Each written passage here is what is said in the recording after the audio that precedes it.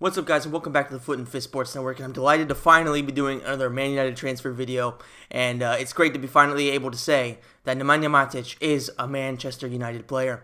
I've been seeing a lot of people that aren't really happy about this, or aren't really excited about this, and I don't really understand why. Obviously, most people wanted a marquee signing, or they wanted this great Brazilian signing like Fabinho would have been, or they wanted just a marquee name. But the thing is, you don't always have to go for marquee names. You can't always go for them, because what are you going to do? Sign Toni Kroos for like 160 million pounds? There's really no options in that central defensive midfield position that are marquee names, except for maybe Fabinho, but Monaco have already sold Bakayoko. They've already sold, I can't remember who else it was. They've sold a bunch of their players, and it looks like they might even be selling Mbappe. So, I mean, realistically, are they even going to want to sell Fabinho for a price that isn't borderline, psychotic to spend, especially considering what we've already spent on Lukaku and on Lindelof. So I think that 40 million pounds, 35 million pounds, possibly becoming 40, depending on bonuses, is a great price for a player who really is going to improve our team in a big way. Because if you look at what Matic has done, yes, he isn't a marquee name. He isn't a huge signing from a Twitter trending point of view. He is a massive player because he's won 2 titles with Chelsea, and especially in that last one in the 2014-2015 season, he was instrumental to Chelsea's success. I mean, he's basically who can I compare him to? I'm not really too sure who. He's sort of like Conte, just not as young and not as dominant. Like, the thing about Matic is he's a box-to-box midfielder as opposed to Conte, who is just an absolute destroyer in midfield. So Matic is able to score goals. He's able to really be a great blocker in front of the defense. Because if you look at his stats, he has He has way more headers than anybody on our team in the previous season. He has an amazing amount of blocks. So defensively, he is really solid, but he also does score a lot of goals, which is something that we really lacked. Because you can't only rely on one player or 2 players to get the goals in. So having a player like Matic, a box-to-box midfielder who can really dominate both defensively and get some goals, and also get in some assists because he has some really good feet, that's always a great thing to have. And I think that if you look at the fact that he's a Premier League proven player, you really can't complain, and you can't say that we went wrong with him, because for the price, we are getting a guy that Mourinho knows very, very well. I think that's probably the biggest thing here. He has played a few seasons with Mourinho. Mourinho loves the guy. He loves the way he plays, and he's very confident in the fact that he is able to take orders. He is able to play Mourinho's preferred style of football, especially in that position.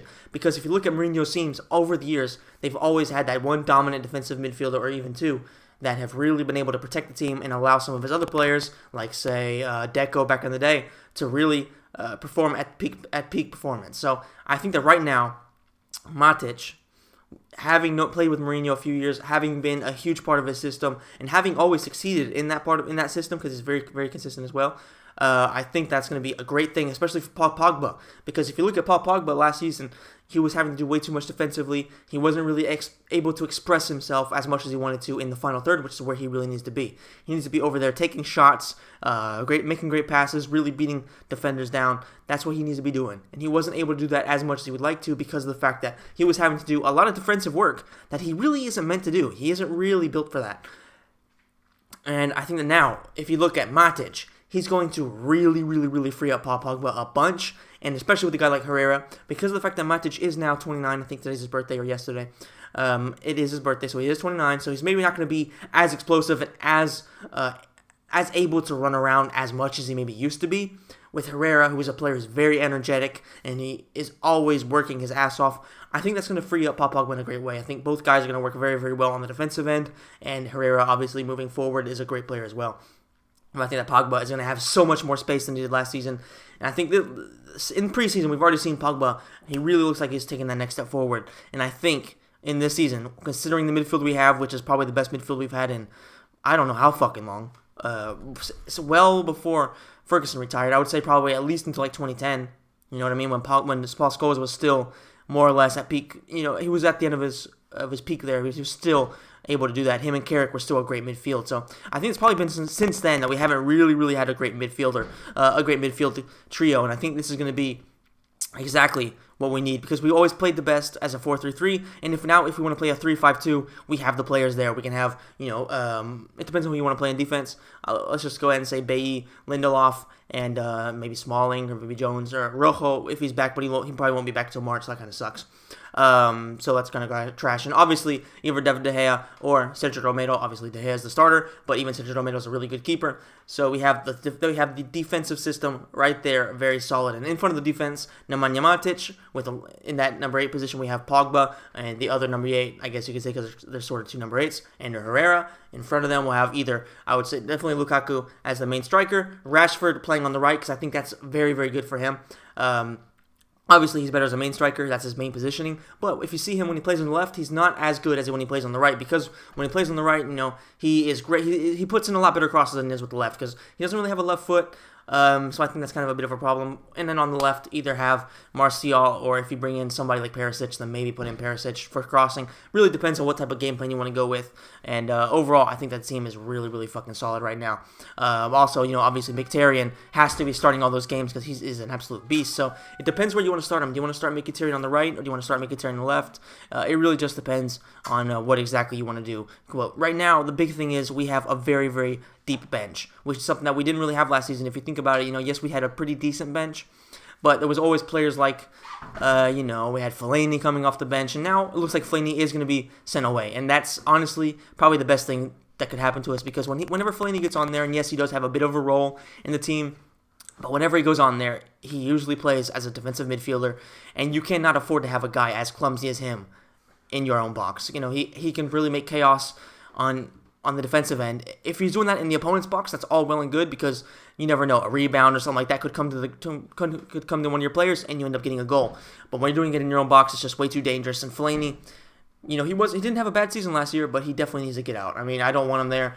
Honestly, like the 2 games I went to Old Trafford, when Fellaini came on, there was just no excitement there, and nobody wants to see him. So, if he does leave, that is what it is. Nobody really cares.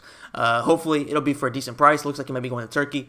And hopefully, we'll be able to sign one more player. I think that, I do think that we probably still need to get at least one fullback, because of the fact that, without Antonio Valencia in the team, we are completely exposed at fullback. We only have young players like Fosu Mensah, for example. He is a guy who definitely needs to be playing in the center defensive midfield, but for some reason, Jose just doesn't trust him. And that could be because of the fact that he's really young, and Jose prefers to have people that are very experienced in that position. But if you look at his talent and what he can really do, the upside he has, he needs to be playing in his favorite position, because as a fullback, he sort of loses a bit of it out.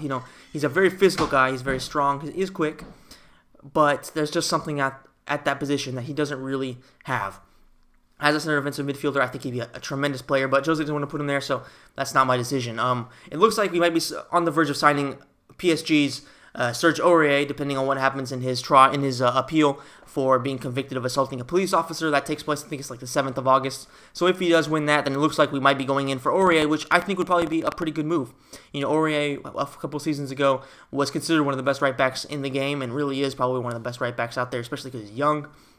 And the fact that PSG has just signed Dani Alves pretty much frees up a position there. They're paying Dani Alves so fucking much money, so they need to release a guy, and it looks like Serge Aurier could be that guy. And the fact that we only have Antonio Valencia as a right back, we only have as left backs, we have Darmian, and we have Luke Shaw. So guys that Mourinho isn't really he doesn't really believe in, other than Antonio Valencia. So I think that having one extra fullback would be huge, especially because, realistically, if Antonio Valencia does move forward, that could be good too, because if you need a player that's going to be able to play that 3-5-2 position, having a guy like Valencia who can really attack and defend well, that's always huge. And Aurier maybe would be the starter in a 4-man defense, with Valencia maybe playing farther forward. But either way, I'm all for having a lot of depth in this team, especially because now we're going to be playing in the Champions League, so we're going to be wanting to win that. We're probably not going to, because of how much competition there is and the fact that we're still building our team. But, you have to have a deep bench if you want to play in the Champions League and actually do well as playing in the Premier League and really doing well. So right now, I'm just very happy with the way that things are going. I'm really happy with the transfers. I'm hoping, like I said, that we will get one more, maybe a fullback, and maybe even one wing player, because I do think that we need somebody who is able to put in crosses. Because if you look at our team, Martial, he cuts in all the time. Rashford cuts in a lot. Mkhitaryan doesn't really cross a lot. That's something. He has a lot of assists. He's amazing at what he does, but he also is a player that cuts in a lot, and he likes to play a central role and really find some short passes in between the lines of the defense or things like that. He doesn't really cross it in a lot, and I think that we do need a player who is able to cross it just to add something a little bit different now, because we have Lukaku, who is a beast in the air. Obviously, last season we had Ibra, and Ibra didn't really get a lot of crosses in.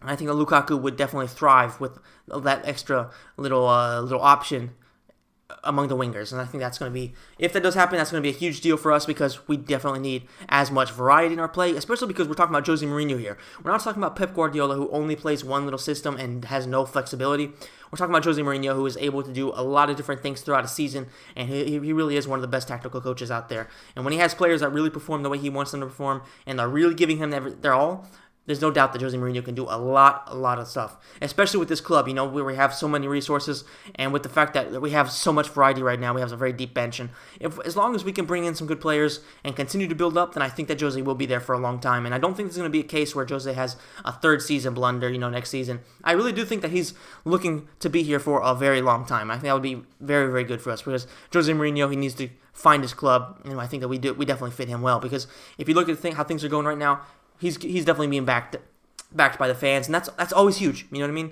We haven't had a manager since for Alex Ferguson that we really trusted. And Jose Mourinho, we really trust. And obviously, there's still a lot of people for some reason who don't trust him. They're really still doubting the signings that he makes. And regardless, I'm a little bit skeptical about Lindelof because even if you look at what he did with Benfica, he made quite a few mistakes, and he is only 23. He's my age, so obviously we all make mistakes, but if you look at what he's at, he has a lot to improve on.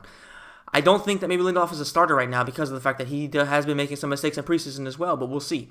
I do trust Jose. If Jose says that he's a good enough player, I believe he is because so far he hasn't fucked up any signings for us. Pogba, Mkhitaryan, and Ibrahimovic played tremendously, and obviously this is a very different profile. Lindelof isn't that same profile as those three players, but I still have a lot of trust in him. I think that he will be able to get the very best out of Lindelof, and he will be a solid player for us for the future.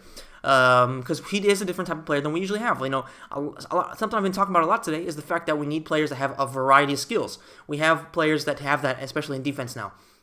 That's always huge to have. You always have to have a player kind of like Bonucci, who makes a lot of mistakes, but is a very, very good player with his feet. If Lindelof can even become half that, then hey, I won't be mad at that at all. The thing is, we have Bailly, who is also very young, is also prone to making a few mistakes, but I think that Bailly is going to be an absolute beast of a defender. He's tremendous already. I think he's by far our best center back, and it's a shame that he's going to be missing a couple games.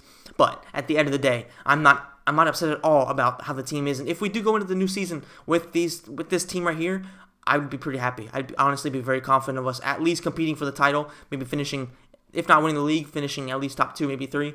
But I would be very confident at least being a very competitive team. And honestly, I think that with the team right now, what we have, we could probably get to the quarterfinals of the Champions League. I don't see us making it to the semifinals, but we still, because obviously people have to gel and things like that. But I do think that we have at least the quality to get to the quarterfinals. And you never know. Like I said, I don't think we're done with this transfer window. There's still a full month. Right now it's August 1st. I think there's still a full month where United are going to try to get at least one more player. You never know, man. If we get a fullback and possibly even a winger, I think we're going to be in great shape. We're going to be looking very, very solid going into the season. And I will be doing my Premier League predictions probably, I think, the season starts the 11th. No, not the 11th. Yeah, the 11th, I think. I know United play on the Sunday after the Super Cup, the European Super Cup. If I'm not mistaken, it's the 11th. I can't remember. Maybe it's the 13th, something like that. I think it's the 13th. So either way, I will be doing my predictions probably like a couple of days before that because I want to wait and see if there's any other transfers. I saw somebody who I follow who already put up his predictions for the Premier League season, and I'm like, dude, it's not even fucking 2 weeks before. It's not even a week before. How the hell are you going to know if there's going to be other transfers? What if Man United bring in a massive player? What if City bring in Alexis Sanchez? What happens then?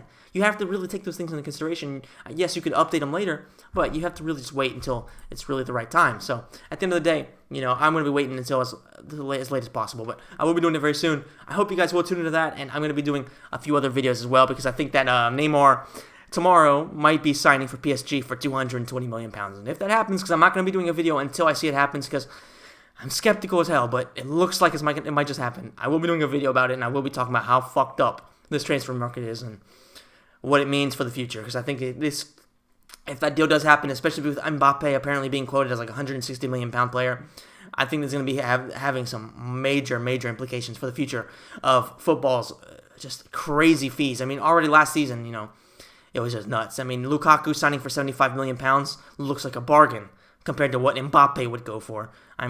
Jesus Christ, it's just insane. So, Hope you guys enjoyed the video. If you did, please let me know with the like button. And please let me know in the comment section down below. Please share this video with anybody you think is interested in football. If you're a Man United fan, definitely share it. I'm going to be joining ManUnited.com. I'm going to be doing a bunch of stuff on forums, hopefully trying to build a following. Make sure you guys follow me there as well. Follow me on Facebook. It'll all be in the link in the description down below. Most importantly, guys, let me know what you think about Matic. Is he a good signing, or is he just a meh signing? Like I said, guys, I'm really excited about it. I think he's a very great signing with a pretty decent name value if you think about it. But he is one of those. He is, I think, the only player at United who doesn't have social media. So is Edward? We're gonna make him start his own Instagram and maybe have somebody else run it. I don't know, but let me know in the comment section down below how long you think it's gonna take before United force him to have his own social media. So thank you so much for watching once again, guys, and I look forward to seeing you in the next video. Peace.